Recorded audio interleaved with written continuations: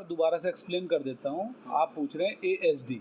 ASD हो गई additional security deposit. इसकी डिपॉजिट होती रहती है हर महीने। मैं बता रहा हूँ आपको, डिटेल में बता देता हूँ एक बार, फिर आप अपने क्वेश्चन कर लीजिएगा जो आपको जानना होगा।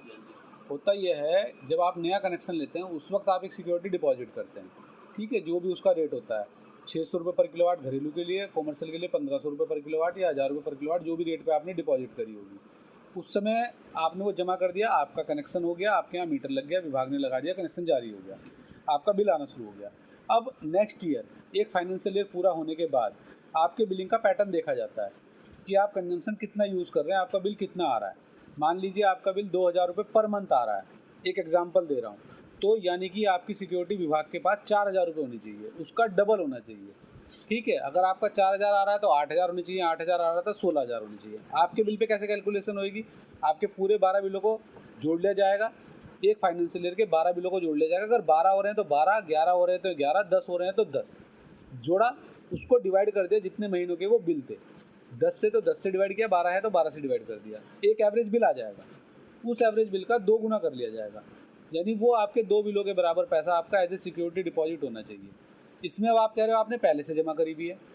मान लीजिए आपकी डिमांड कैलकुलेट हुई 10,000 रुपये और आपने पहले से जमा कर रखे हैं 6,000 रुपये, तो 10 में से 6 घटा दीजिए, बचेंगे 4,000 रुपये।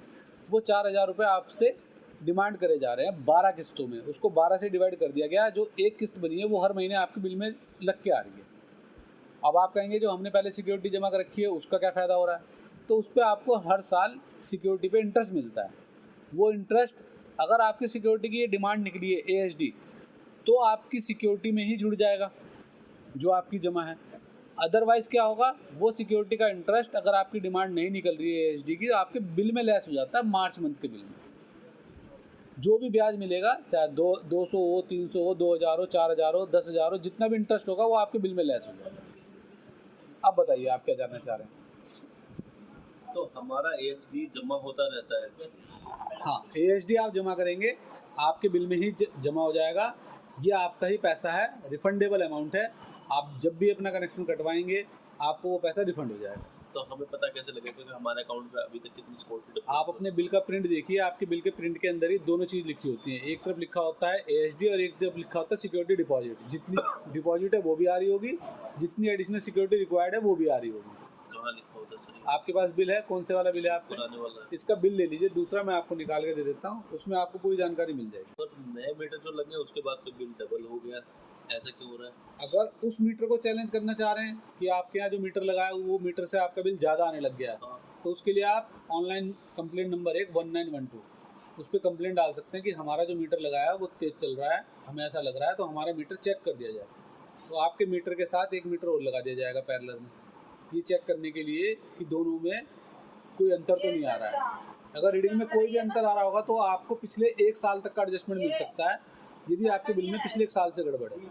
नहीं तो उसमें देखा जाता है कि कहाँ गड़बड़ है, 1 महीने पहले हुई है, 2 महीने पहले हुई है, वो आपको रिफंड हो जाता है। लगे हो तो 3 चौथा बिल। एक चीज़ और बता देता हूँ, और अप्लीकेशन भी दे सकते हैं विभाग में कि भाई कि आपका मीटर तेज चल रहा है, मेरे यहाँ चेक मीटर लगा दिएगा। अब बताइए आप क्या कह रहे हैं।